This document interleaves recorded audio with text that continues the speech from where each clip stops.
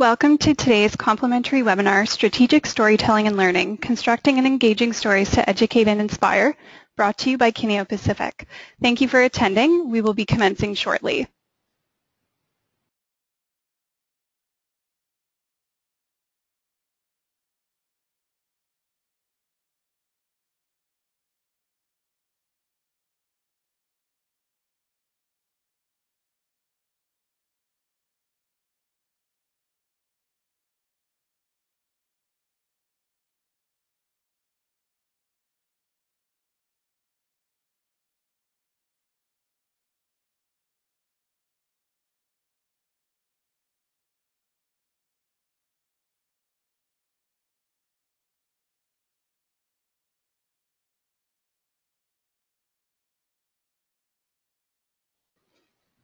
Just as a reminder, if everyone, could you please put your microphones on mute during the webinar to avoid external noise? That would be greatly appreciated.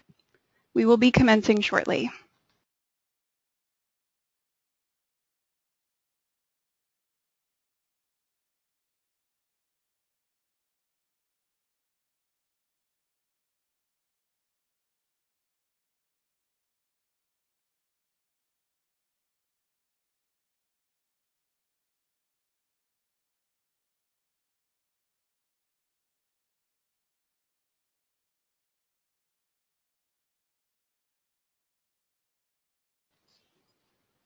In learning and development, storytelling is an advantageous tool. They're easy to remember, they're compelling, they're great shorthand for real experience, and of course they're authentic, which is maybe the most compelling aspect of all.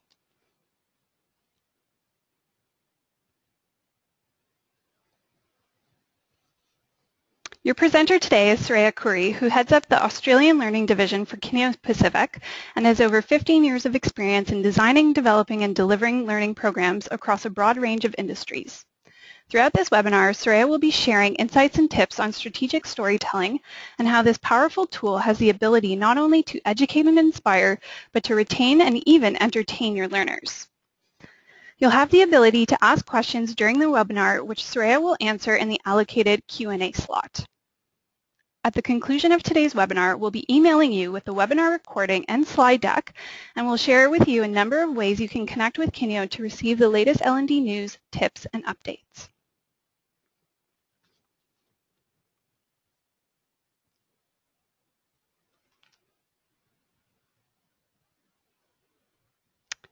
So who is Kineo? Kineo is a leading workplace learning company that helps businesses improve their performance through learning and technology. As part of the City and Guilds Kineo Group, we currently have over 200 experienced staff spread out in Kineo offices in 8 different countries, supporting over 200 blue-chip clients such as Rio Tinto, CBA, Asada, Warner Brothers, BP, Nikon, McDonald's, and many more. We can provide the full range of learning services to design and deliver your learning programs. Our services include LMS and learning portals using Totra LMS, consultancy and capability building, blended program design and development, custom, rapid, and mobile e-learning development, and marketing awareness. So without further ado, I'm very pleased to welcome to the virtual stage Souraya Khoury, Manager of Learning Solutions, Kineo Pacific.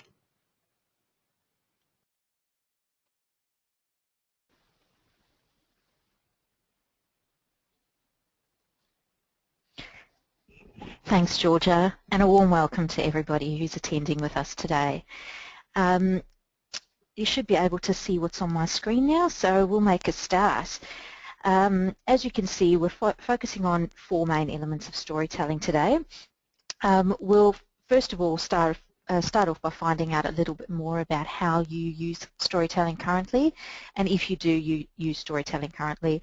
We'll then move on to looking at why storytelling is so effective. How does it work and how exactly does it engage our brains in a different way? Once we've finished that, we'll look at how to construct a good story and what are the 4 key elements to include. And finally, we'll look at some frequently asked questions about stories and storytelling, and we'll address some of those. We'll use practical examples throughout, so you'll be able to see the elements that we're discussing in practice. And you'll also see that I've allowed some time for questions at the end, but I've also allowed time for questions at the end of each topic. So feel free to note your questions and send them through at any stage during the webinar, and we'll address those at the end of each topic. You can also send through questions after the webinar if you feel more comfortable. A final note, just before we get into it, is to please keep an eye on the chat window on your screen. At certain points, I'll be sharing examples of story-based videos that we'll be using, and you'll need to access these via the web. So access details will be provided in the chat window, and the videos will be available only during the webinar.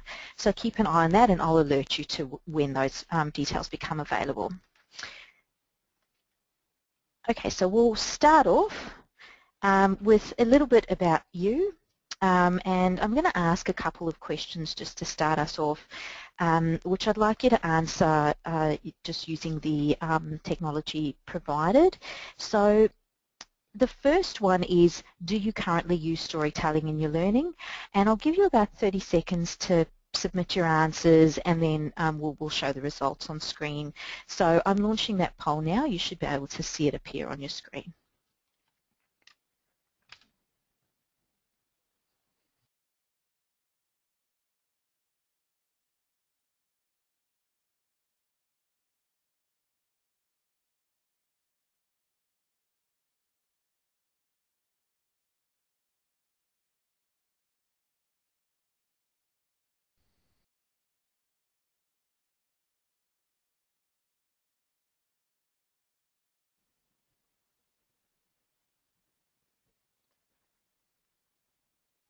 All right, so I've just closed that poll.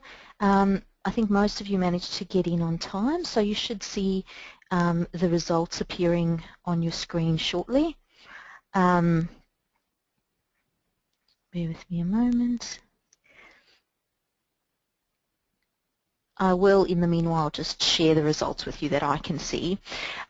So what we found was 75% of people are using storytelling in some shape or form in their learning, which is great news, and 25% have not yet used it.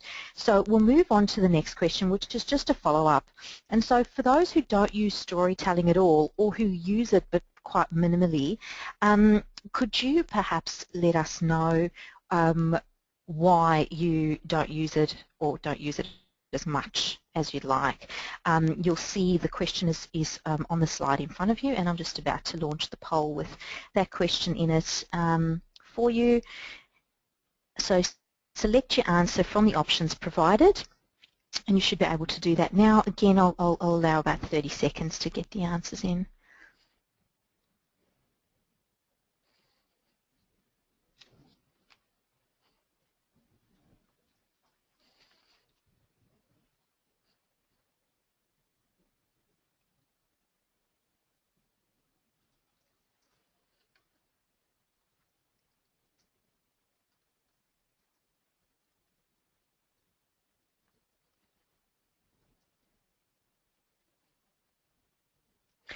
All right, I've just closed that poll, and I'll share the results with you.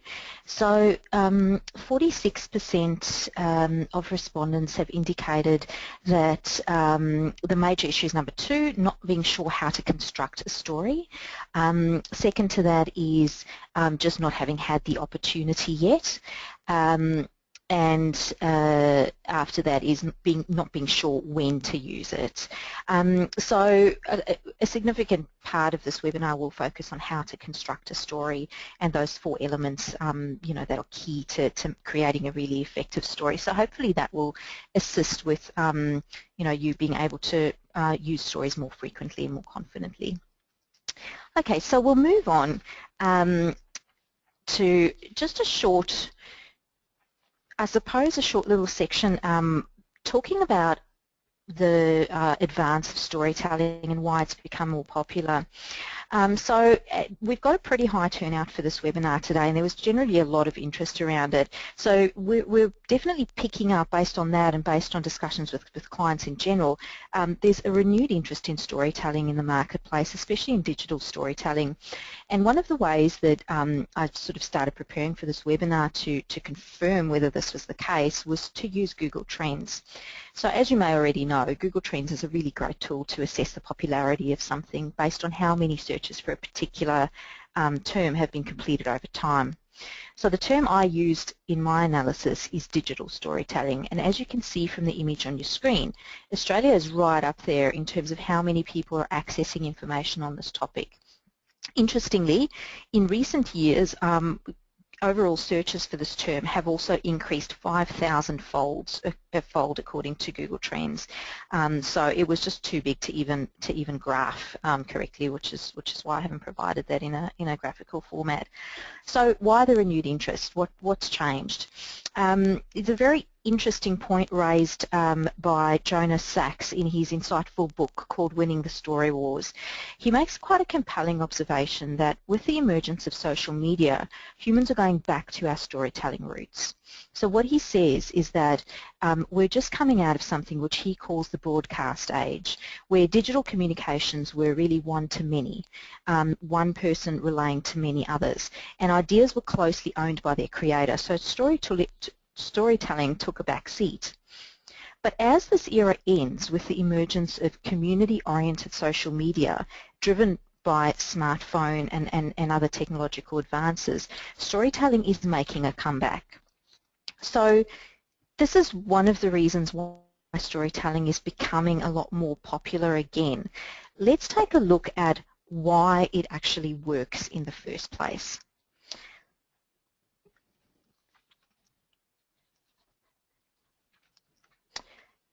So we're going to focus on three main reasons why storytelling works, and there are a plethora of reasons. I found these to be probably the most instructionally and psychologically sound in terms of information processing, which is why I've selected these. So the first one we'll start with is to look at how our brains process story-based information compared to other information. And even though it looks quite complicated on the image, it's quite simple. If we are listening to a PowerPoint presentation with bullet points, certain parts in our brains get activated. Scientists call these Broca's area and Wernicke's area. And overall, these are our language processing parts in our brain. So they take the words that we're hearing or that we're seeing and they assign meaning to those words. And that's it. Not much else really happens. But when we're being told a story, on the other hand, things change quite dramatically. So not only are the language processing parts in our brain activated, but other areas in our brains that we would use when experiencing the events of the story are also activated. So for example, if somebody tells us how delicious a certain food is, our sensory cortex will light up. If the story is about motion, our motor cortex gets active. So saying things like the singer had a velvet voice or he had leathery hands really lights up the sensory cortex.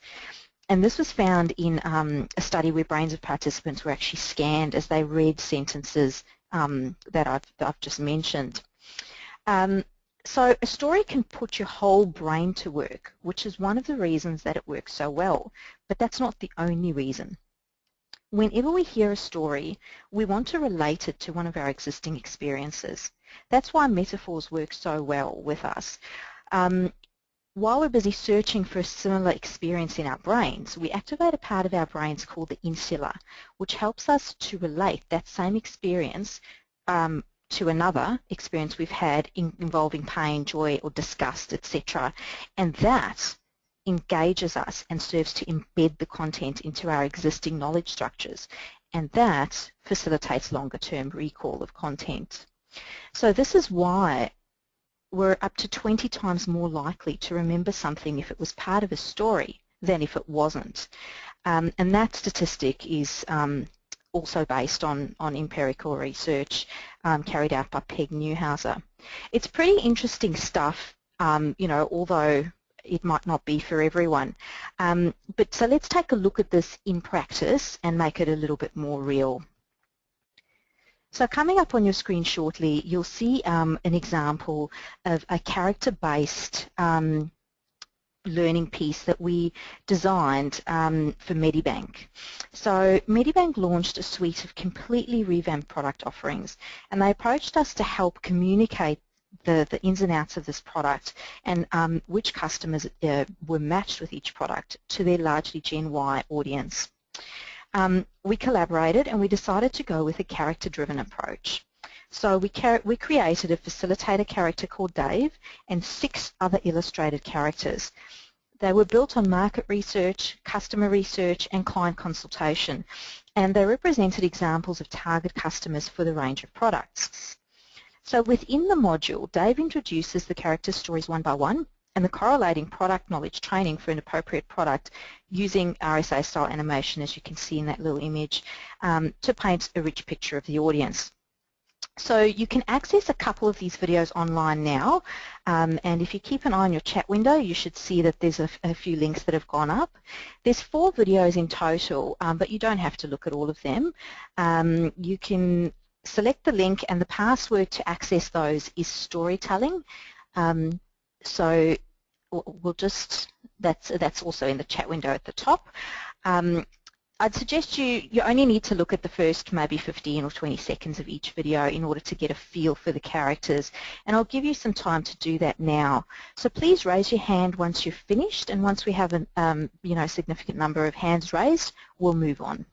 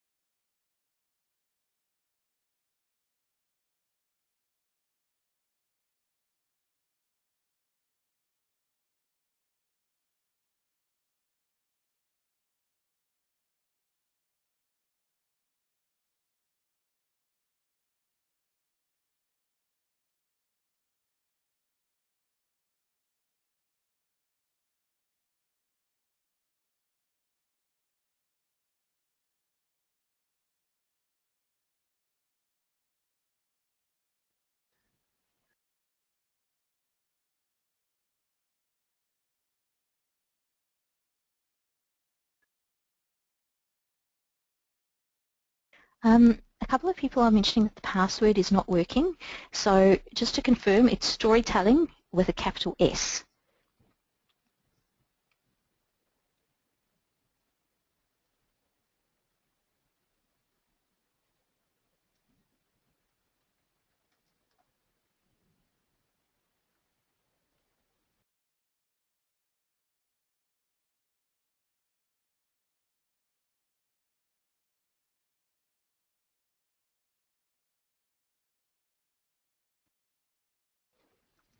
All right, it looks like that capitalizing the S is fixed the password issue for most people. So I'll just give you a little bit more time, and then we'll reconvene.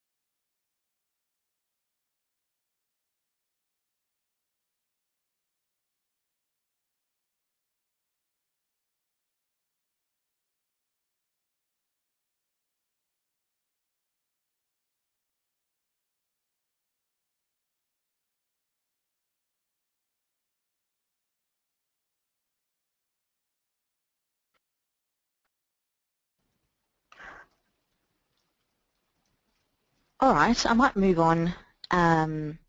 It looks like most of you have had a look at the videos. So I'm sure you probably haven't had a chance to look at all of them just yet, but even if you've seen one or two, I'm sure you'll have seen, and even based on the illustrations that we've got, the characters are quite quirky and they're quite richly developed, so they're all quite different to one another. They're done in quite a humorous style, and we found a lot of the audience, just sort of talked about the characters and really related to them. So each character had a really solid personality and is quite memorable. So for most of us, one of the strongest things about these characters is, for most of us, they actually remind us of people that we know, and that reminder is actually a link to our existing knowledge network. So we use this link to anchor the new knowledge to the memory of somebody who this person knows. So for example, a lot of the learners found that Jenny, who was one of the first videos that you might have seen there, who's an older lady, reminded them of their grandmother. Now, we found this worked really, really well, and it made the link to product knowledge quite clear. Now, don't worry if you sort of looked at more of the video and didn't remember all the features of the product. Our learners were already exposed to a lot of the jargon and knew what a lot of the features were. They just had to associate the correct feature with the correct product and the correct product with the correct customer. So that's where we found that this worked particularly well. So as you can see in this example, stories do work when they activate whole brain processing, which allows us to tie the characters and the events to existing knowledge and ultimately increase the retention. The second reason that stories work really, really well is because we're instinctively wired to tell them and to listen to them. When your colleagues at work ask you about your weekend or a conference you attended, you don't really start with facts and figures, the number of people you met, the number of beers you drank at the conference, and the amount of time you slept. You tell them stories about it. When you talk about your children or your friends, it's the same thing. You don't say they're 100 centimetres tall and weigh 30 kilos. You tell stories about them, what they like, funny things they do, and how they tend to drive you batty. And that's what people remember about them. More than remembering their name or how old they are, they remember quirky stories about what they've done. So this is another reason that stories work really, really well. The final reason that we're going to address about why stories work well is that stories disarm us, and this is probably one of the most powerful tools in learning. Stories recreate in us the emotional state of curiosity. It's something that we have present when we're children, but we seem to lose as adults. And in this state, we're much more receptive to information we're given. We're more interested in it. And according to a researcher in this field called Margaret Parkin, we generally open up our posture and we just listen. We just take information in. This is why stories can be a really great change management tool. So let's take a look at an example of this in practice. And coming up on your screen shortly, you'll see a link to another promotional video. So for this particular program, we created a pilot training course for a fire and rescue services oriented client. They were introducing a program called the Home Fire Safety Check, in which firefighters would use a computer system to determine high-risk communities within their area, and they would then target preventative measures towards these higher-risk communities. This could include things like educating them and visiting their home to check their fire alarms. The audience was resistant to the idea of home fire safety checks simply because the idea of their role as preventative and educational as opposed to reactively fighting fires was a new concept. So the video was created as a change management tool to help the learners understand why the program was so important. It aimed to humanise the benefits of the program, which at the end of the day is saving more lives. So once again, please take a look at the chat window for access details. We're using the same password, storytelling with a capital S, and please raise your hand when you're done so that we can continue along. Thank you very much.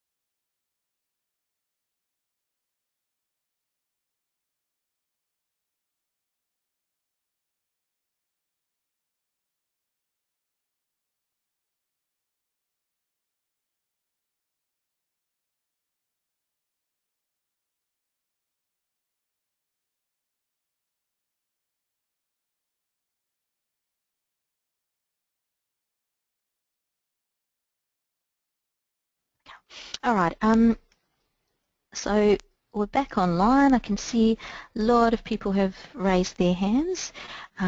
So we might make a start or a restart. So I think the video really speaks for itself in terms of aiming to disarm the viewer. It's very difficult not to empathise with Susie and her young son as you watch them being driven away in the ambulance.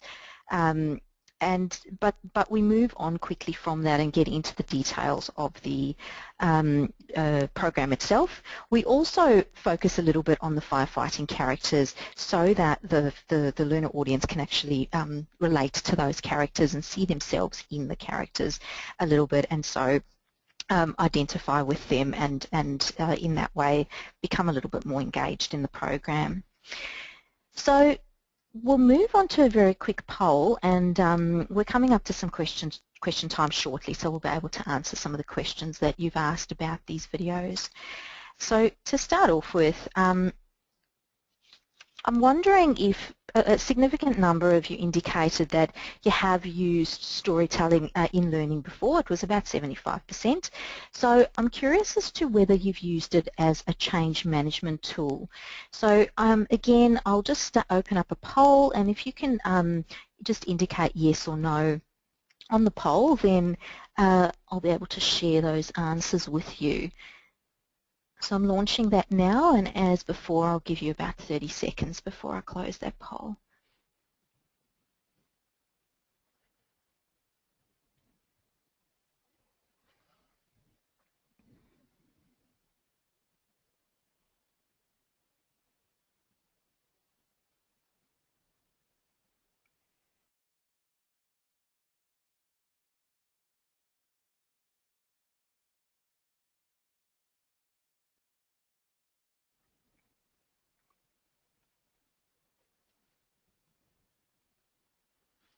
All right, I've just closed that poll, and what the results that I can see are almost 50-50. We've got 52% saying yes, they've used stories as change management before, and 48% saying no, they haven't used stories as a change management tool before. So it's quite interesting, because I do really think that this is one of the areas where storytelling is probably its most powerful. It's quite a persuasive tool. As adults, we really don't like to be told what to think, and this is a much more subtle, adult-oriented way of telling people what to think, or helping to persuade them. So that's the end of this particular topic. And what we'll do is I'll open up for some questions, and we'll address some questions before moving on to the next topic. So I'll hand over to Georgia for a moment, who will share some of the questions that we've received.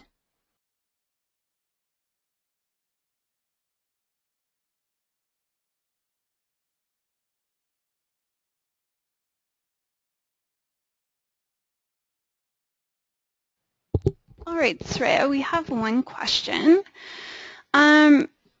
Can you speak to the link between emotive storytelling and memory, as well as decision-making with using strategic storytelling in the learning process? So the link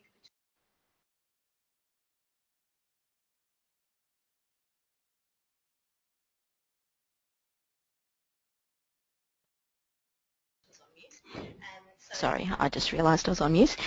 So the link between emotive decision-making and storytelling is quite a strong one, particularly because, as you saw in the discussion about how the brain processes things, besides lighting up the sensory cortex, it also lights up the area of the brain associated with how we felt about particular experiences we had before. So that's called the insula. And what that does is that actually allows us to almost feel the same emotions that we felt previously in relation to the story that we're hearing now. So, you know, sometimes you hear a story, it just makes your skin stand up on end. Sometimes you'll hear a story and cry. You know, we see this with movies all the time. So I suppose one of the difficult parts is translating that into a change in behaviour, and the way that that happens, or decision making, and the way that that happens is really about the follow-up after the fact. So you can influence somebody enough to make them think twice about doing things the same way, but whether they fall back into old habits or whether they make decisions in a different way following that really depends, as with most other training, on follow-up and simulation or practice following the event. So I hope that helps and answers that question. Were there any others, Georgia, or should we move on? Yep, Suraya, we actually have a great one from John, and he's saying, we've heard how this is great for change management.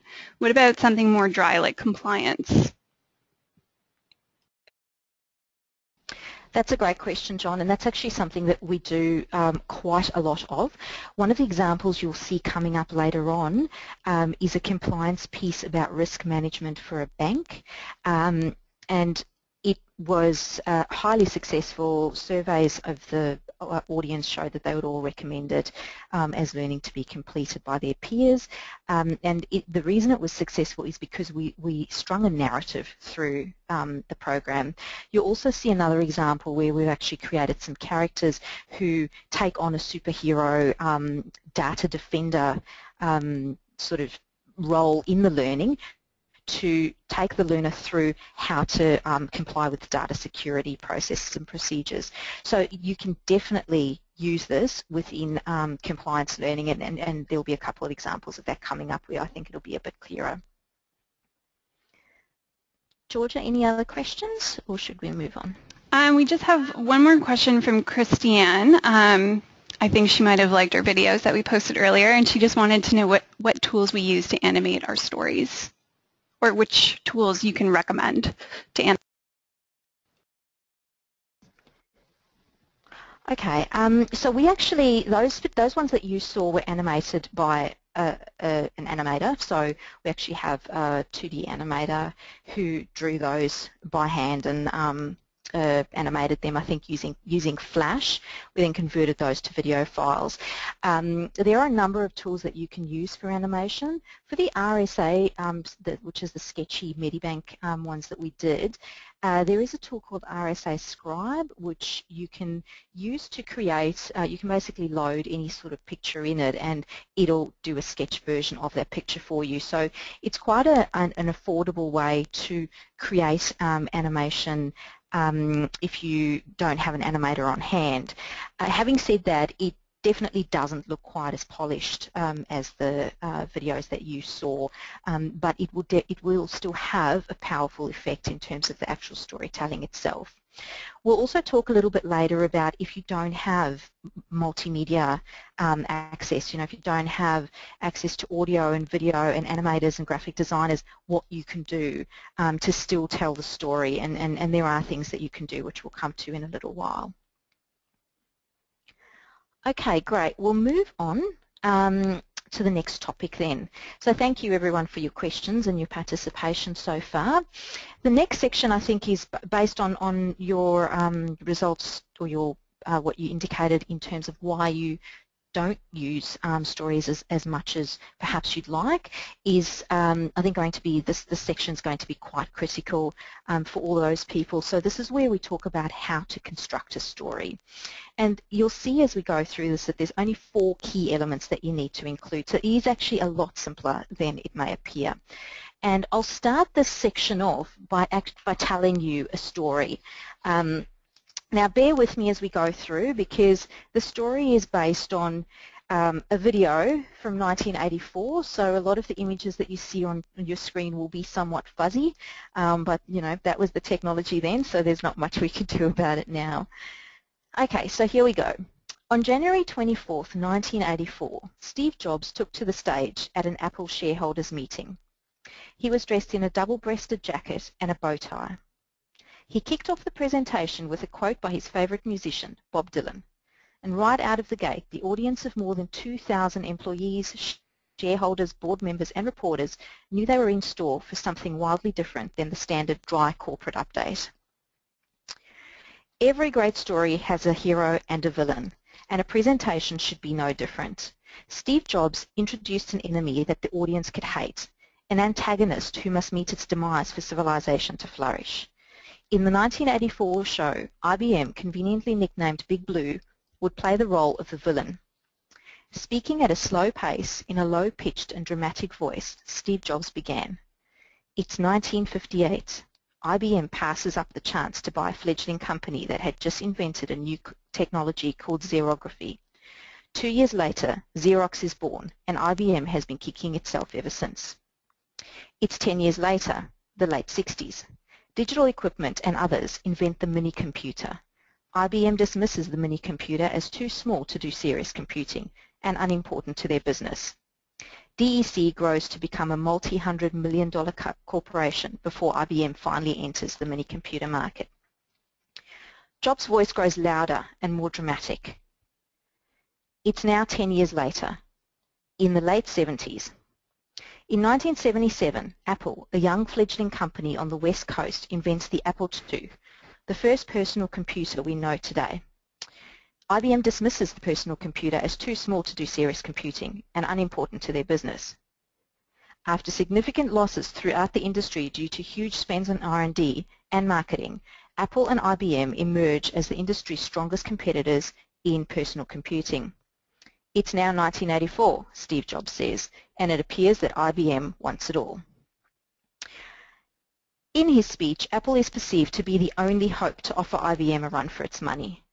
Dealers originally welcoming IBM with open arms now fear an IBM-dominated and controlled future. He says they are increasingly turning back to Apple as the only force that can ensure their future freedom. IBM is aiming its guns to the last obstacle to industry control, Apple. Will Big Blue dominate the entire computer industry, the entire information age? Was George Orwell right? Jobs' introduction sounds a little bit less like a product launch and more like a rallying cry for war. People in the audience were audibly shouting no, no in response to his questions. An audience wanted something to believe in, a person or a movement they could rally around. They want a hero, but a hero by definition needs a villain to fight. The IBM character became the villain, and in Steve Jobs' narrative, IBM wasn't simply a threat to Apple. He had created a classic David and Goliath battle with nothing less than the future of humanity at stake. The third and final step of the show was to introduce the conquering hero, Apple's new Macintosh, which Jobs did with drama and flair. He removed the computer from its canvas bag and let the computer literally introduce itself to the audience using custom speech software. And the rest is history. This is one of the moments where stories were used in a presentation to dramatically change the audience's perception of the product being sold. And this is something that Steve Jobs became really well known for.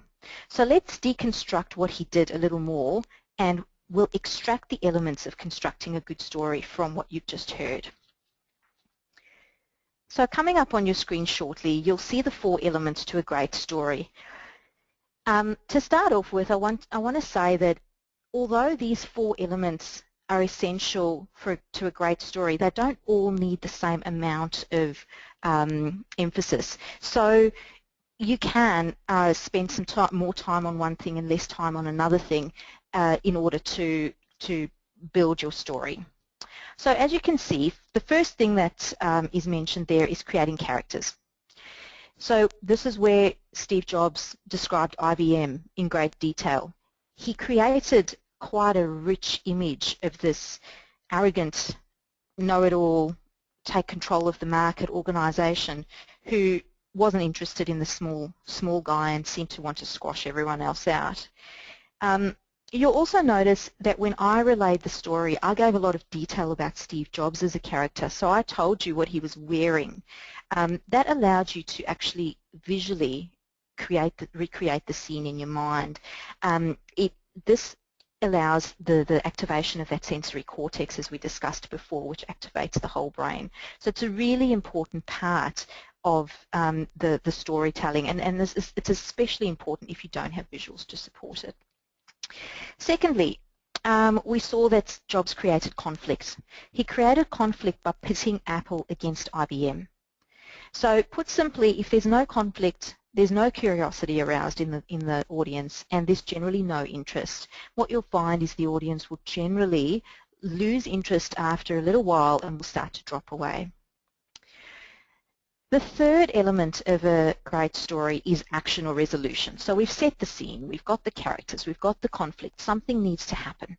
So there's a process, there's an idea, there's a wisdom, there's some sort of action that happens which will allow the character to overcome the conflict. And as you saw in the Steve Jobs story, we didn't have the character actually overcoming the conflict in the story, but we had all the potential that they could. So the scene was set for them to pretty much do it, and it was a believable scene. So you don't actually have to have the resolution happening, you can have the promise of that resolution. And finally, the key takeaway. So this is the message that you want your learners to retain, and depending on the actual story that you're telling and how implicit or explicit the message is, you don't necessarily need to repeat the key takeaway as an essential element. It can be strung throughout the story, and it can work quite powerfully in that way without you having to sort of stop at the end and make a statement about the point of the story or the moral, so to speak. Sometimes where the story could be interpreted in multiple ways and be used for multiple things, as a lot of stories used in learning are, we may need to actually debrief with a little bit of what the key message actually is. So those, very simply put, are the 4 elements that make a great story. If you'd like more information on this, this is a sort of refined version of Elements of a Great Story by Akasha Kara.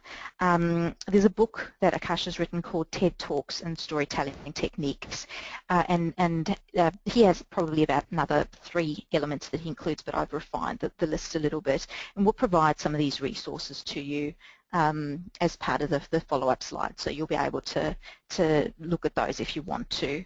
So those are the 4 elements for a great story. They're pretty simple, and I think one of the difficult things is that they're so simple that when you start writing a story or thinking about a story, it feels like it's too simplistic. But simple stories actually work better than complex ones, so bear that in mind as you work through. So, quick question for you. Looking at those elements, which do you think is the one that is most often neglected or left out of stories? I'll start a poll for us just so that we can gather your answers on that, and then I'll share with you what the answer to that is. So the poll should be on your screen now, and again I'll give you about 30 seconds and then we'll go from there.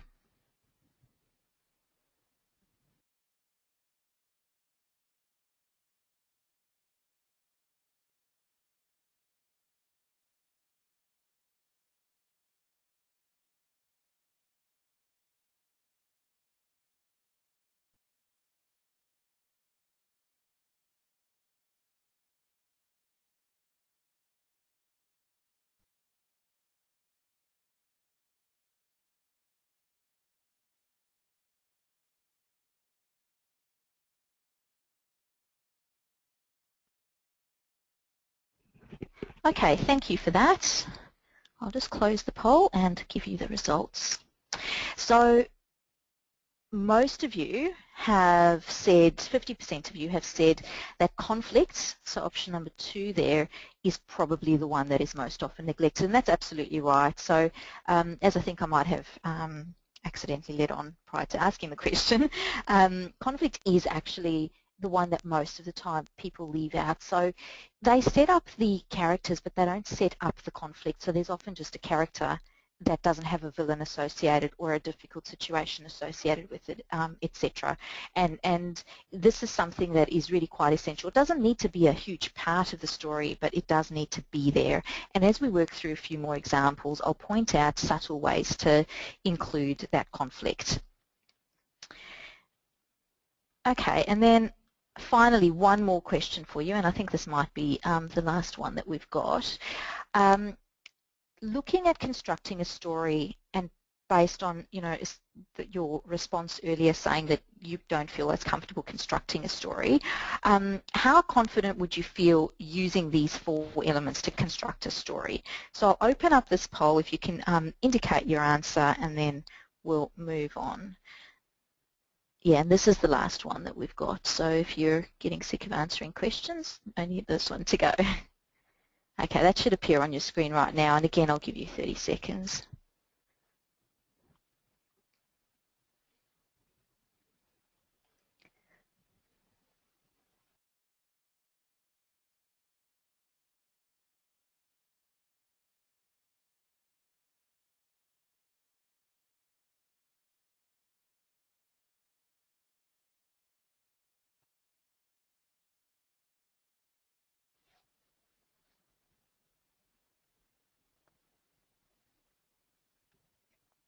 Okay, so I've just closed the poll. Thanks for everyone who answered. And you can see the results up on your screen there. So 42% of you have said need to practice a little bit to build up the confidence, and another 42 have said you feel reasonably confident, which is great. I think the more you consciously apply those 4 elements in your story, and the more you look at stories, you know, movies, things on TV, newspaper articles, etc., and try and pick out those 4 elements, the more you build that confidence in being able to just whip out a story really, really quickly. So I'll hide that poll result and we will move on to the next topic. Before we do that, we'll give you an opportunity to ask any questions, so I might hand over to Georgia for a moment and see what questions we've got. Thanks, Souraya. We have a question from Virginia, and she wanted to know how applicable is this model to non-Western cultures? Thanks, Virginia. Thanks, Virginia. Actually, that's a great question, and it's actually probably more applicable to non-Western cultures than it is to Western cultures. So if you look at sort of more tribal cultures, you know, Aboriginal Australian tribes or mobs, if you look at African tribes, and if you look at even Asian, you know, older Asian cultures, there is quite a strong history of oral storytelling throughout all of those cultures, and in fact most of the culture was communicated through oral storytelling. So Aboriginal Dreamtime stories are a really great example of this. You know, the history of the creation stories is a great example of something that's been passed down through generations, and you know, until Western influence, that was the major way that history was communicated. So instinctively and innately, there is a big drive towards this in across all cultures. I think Western culture is probably catching up to that, but it's definitely something that all of us are wired to do. And I'll pass back to you, Georgia. We have another one from Val, and she wants to know, does the weighting of the 4 elements affect the outcome?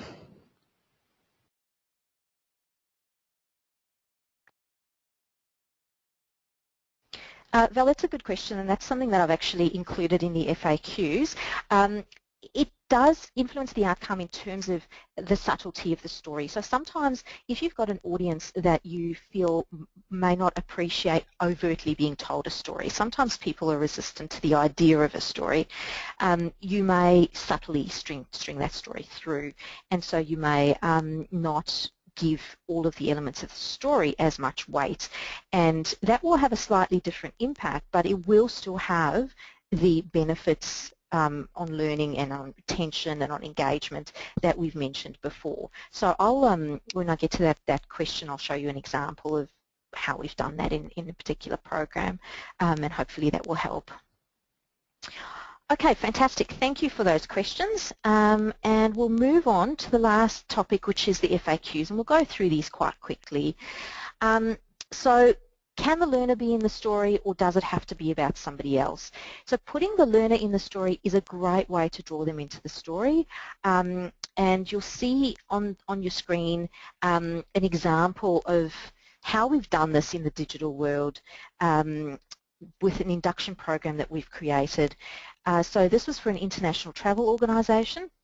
The client wanted the induction to really speak to their brand and really introduce new starters to the power of their brand. So we worked with the client's L&D and marketing teams, and we worked together to use the power of narratives to bring the content to life through anecdotes, examples and shared experiences. And this was really important considering it's an induction program and we wanted to create that sense of belonging. So in this example, we made the learner protagonist in the story literally and overtly by getting them to create an avatar up front. So what you can see on your screen is the learner selects up front whether they're a male or female, what area of the business they work in, and then they can select all of these physical attributes in order to create a particular look and feel for their avatar. They also have a transportation device in which they use to travel and jet around the learning program. And this was really, really successful, not only because the learner could engage straight away and have a little bit of fun, but also because as they moved through the learning, the avatar actually was embedded into the learning at different points. And you'll see this appearing on your screen shortly. So the avatar is placed in the learning content. So the learner sees themselves as part of the organisation as they move through the content, which is quite a powerful thing to do in an induction module. So the next, and this relates to John's question before, the next question is, do I have to use all the elements of a story every time? Sorry, someone else asked that question, but this relates to John's question about compliance. So no, you don't have to use all the elements of a story every time. And this is an example where we've incorporated a narrative without focusing too much on characters, etc. So in this particular example, the module was created to educate staff of a major Australian bank about risk. As you can see on screen, the module was set on an island which was fraught with danger and risk. So it's quite ominously coloured. The car that you see under number 2 there is speeding along the road, is about to collide with pedestrians. We've got the parachutists coming in at quite a speed, looking like they're not going to have a very, very safe landing. So as part of the learner's journey through the content, they make the island a safer place, and it's visually represented by this screen, this visual menu that they're using to launch topics, changing as they work through. And I'll just run you through a couple of changes in the screen. So as they work through the first 3 topics, and you'll see your screen change shortly, you can see the background colouring is becoming less ominous. The car, once they'd worked through topic 2, is now travelling at a more reasonable speed, and that's the car over there. The pedestrians are out of the way, and as they completed topic number 3, the parachutist is now gliding in a little bit more of a safe way. And so it continued as they worked through. So once they'd completed the remainder of the visual items there, number 4 and 5, they were given a surprise topic to complete. They had to scroll down to do this, and this was a little treasure chest which they could access as a bit of a sort of fun reward. So the reason that scrolling was included was because this was a multi-device piece. It was created using our ADAPT framework, and the learners could access it on a range of devices. So John, that's an example of a compliance piece, and as you can see just visually how engaging that is, without necessarily telling a traditional story. We've incorporated the learner as the protagonist, and we've had them save the day really by making the island a safer place in a very subtle narrative. Okay, so we're on to our second last question here. Does a story need audio or video to be successful? So absolutely not. As you can see on screen, the example on your screen is based on a comic book look and feel. You could use stock imagery here if you're on a budget and you didn't have illustrations or an illustrator on hand. So the screenshot you're seeing there was created for Warner Brothers. It's data security training, so another compliance piece. And in this example, we created 2 characters, Barkley and Fisk, and they were typical IT workers at Warner Brothers, you know, part of the staff, and they became data defenders, or so superheroes, who were responsible for saving Warner Brothers from the evil Dr. Zilla Zombot. So this is a much more traditional story with a, you know, your baddie, your goodies, and the fight is on, but we're not using really expensive multimedia to generate this. Okay, so the last one is, how many stories should I use in a learning program? So you could just have a story at the start. For bigger programs, you can have a story for each major learning objective. And the example you've got on screen here is something we created for Education New Zealand. It aims at agents who work with foreign students and attract international students to New Zealand. And in this program, each topic is presented based on the experience of an international student. So each topic incorporates their stories. And this worked particularly well to humanise some of the drier content, such as, you know, where things are, how much they cost, etc., etc. Okay, so finally, where do you find these stories? Everywhere. I think something that a lot of people are not sure about is whether they can just take a story that they've read somewhere or from somewhere else. There are a multitude of books and resources out there which are packed with stories specifically to be used in the business world. So if you can find some of these, you can take the stories out and you can draw on them. You can alter them, or you can just use them as they are and credit them. You know, a lot of them are based on really classic storytelling like David and Goliath story, but with a little bit of a twist. So the other place you can get your stories from is obviously your own personal experience, and these are really rich and really authentic stories and often will work really well, but sometimes can be a bit challenging to share an intimate story about yourself. So there are a number of places, as you can see on screen, where you can get these stories. So that brings us to the end of our webinar today. I hope that you've all learned something you know, that you can take away and implement straight away. Storytelling is a lot easier than it appears to be, so I hope that, you know, for those of you that are not using it, you will start using it, and for those of you who are, you'll continue to deliver some great stories. Thank you to everybody for your time today. If you have any additional questions, please feel free to send these through and we'll get in touch with you afterwards. You will be emailed the slide deck and additional resources, etc. Shortly, so keep an eye out for those.